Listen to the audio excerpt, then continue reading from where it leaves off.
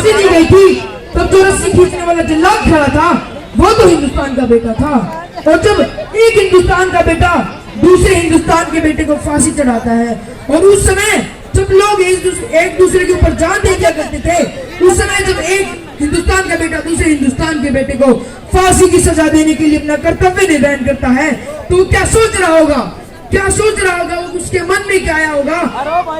कल्पना कीजिए, मैं बताता हूँ क्या सोच रहा होगा। पहली बार लगा है जैसे मर्द खड़ा है सूली पर, पहली बार लगा है जैसे मर्द खड़ा है सूली पर, भारत माँ के जख्मों का हमदर्द खड़ा है सूली पर। ये कैसी कठिन परीक्षा है, ये कैसी कठिन परीक्षा है, मैं कैसे फल निभाऊं, मैं जी करता है इससे पहले खुद ही सूली पर चढ़ जाऊं मैं। अरे तुम व्यक्ति नहीं, तुम महाशक्ति है जो पौरुष को है जगा रहा, घर में घुसे निकम्मा की तू कायरता को भगा रहा, तेरी मौत में अपने होगी अग्नि चिता की फड़केगी, अब से हर हिंदुस्तानी की सुस्त बुझा भी फड़केगी, अब से हर हिंदुस्तानी की सुस्त बुझा भी फड़केगी। अंग्रेजों का क्रूर फैसला, अंग्रेजों का क्रूर फैसला तेरा यश फहराएगा, आज मनुष्य से ऊपर उठकर तू देवता बन जाएगा। और साहब, अगर आप ही सोच रहे हैं कि वो क्या सोच करके उसने रस्सा खींचा होगा, उसके मन में क्या आया होगा, तो मैं बताता हूं उसके मन में क्या आया होगा। ले सदियों तक तू उमर रहे, सदियों तक तू उमर रहे, अरे सदियों तक तू उमर रहे, ले निज कर्तव्य निभाता हूं, तुझको सूली पर चढ़ाकर ईसा मसीह बनाता हूं। अरे तू व्यक्ति नहीं, तू अवतारी है, भारत माँ की कृत्या है। तुम कहते हो फांसी किसको, मैं कहता हूं हत्या है। और जब भगत सिंह को फांसी दी गई थी, मेरे एक मित्र ने मुझसे प्रश्न पूछा कि जब भगत सिंह को फांसी दी गई थी तो जो रस्सा था वो तो हिंदुस्तान का था, अगर वो भगत सिंह के गले को ना कसता तो भगत सिंह नहीं मरते। तो मैंने रस्से से पूछा, हे रस्से, तू तो हिंदुस्तान का था, तूने भगत का गला क्यों दबाया? तो साहब, रस्से ने 15 दिनों तक कोई जवाब नहीं दिया, पर 16वें दिन अर्ध निंद्रा व्यवस्था में मुझे रस्से का जवाब मिलता है। मैं उठता हूँ, उन पंक्तियों को लिखता हूँ और फिर सो जाता हूँ। जब मैं सो करके उठता हूँ तो देखता हूँ वही पंक्तियां उस रस्से का जवाब होती है। एक दृश्य से रस्सा जवाब देता है। भगत ने हाथों से पकड़ा रस्से को, होठों से चूमा और फिर गले में पहन लिया। अब रस्से का जवाब सुनना, जो ही छुआ भगत ने रस्सा, हे रस्से, तू तो हिंदुस्तान का था, तूने भगत का गला क्यों दबाया?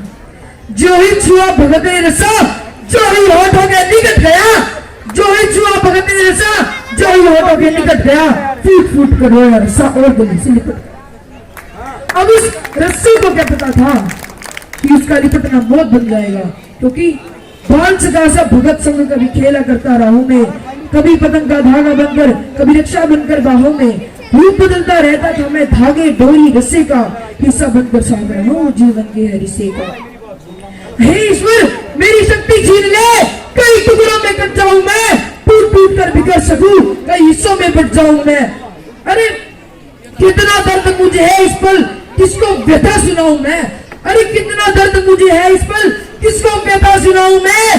जो मेरी गांठ खोलता था कैसे गला दबाऊं मैं, जो मेरी गांठ खोलता था कैसे गला दबाऊं मैं। भारत माँ का सच्चा बेटा, भारत माँ का सच्चा बेटा, तन मन से जो सत्य है, तुम कहते हो फांसी, जिसको मैं कहता हूं। तो जब भगत सिंह को फांसी दी जाने वाली थी, उससे 4 दिन पहले जो भगत सिंह का मेला साफ करती थी, यह था, नाम तो था उसका बोधा। भगत सिंह उन्हें बेबे कहते थे, क्योंकि जब भगत सिंह से पूछा गया कि आप इन्हें बेबे क्यों कहते हो, तो भगत सिंह ने बताया कि जब मैं छोटा था तो मेरी माँ मेरा साफ करती थी, और आज ये मेरा मेला साफ करते हैं, तो ये मेरी माँ है, ये बेबे है। तो अपनी फांसी से 4 दिन पहले भगत ने अपनी बेबे से कहा कि बेबे, मैं तेरे हाथ के से खाना खाना चाहता हूँ। तो बेबे ने कहा, नहीं बेटे, तू उच्च कुल का है और मैं निचली जाति की हूँ, अगर तुम मेरे हाथों से खाना खाओगे तो तुम्हें मोक्ष नहीं मिलेगी, तुम्हें मुक्ति नहीं मिलेगी। तो भगत सिंह ने कहा कि बेबे, एक बच्चे को मोक्ष या मुक्ति तो तब मिलती है जब वो अपने माँ के हाथों से 2 निवाले खा ले। और 23 मार्च 1931 7:30 बजे, ठीक है अंकल, वो 30 मार्च 1931 शाम 7:30 बजे वो बेबी अपने घर पे बैठी सोच रही होती है कि कल मेरा मुंह बोला बेटा फांसी पर चढ़ जाएगा, और पर उस अभागिन को क्या पता था कि उसका बेटा आज ही बहरे से तख्ते की ओर चल दिया है। मैं अपनी कविता की आखिरी पंक्तियां सोचता हूँ।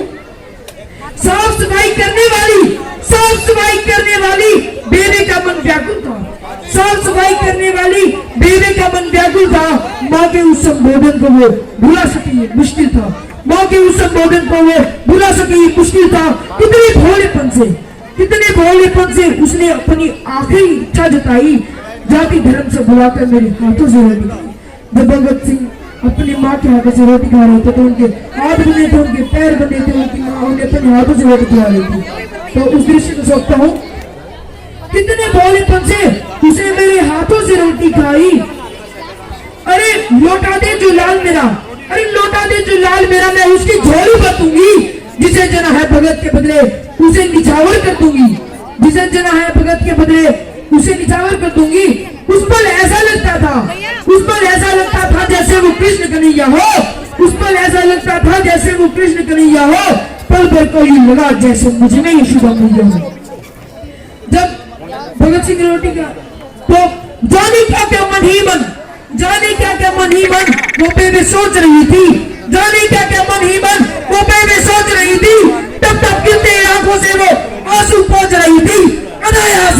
अनायासी कानों में एक स्वर आकर के बोला, अनायासी कानों में एक स्वर आकर के बोला, मेरा रंग दे बसंती चोला माई, रंग दे बसंती चोला। क्या बात है, मेरा रंग दे बसंती चोला माई, रंग दे बसंती।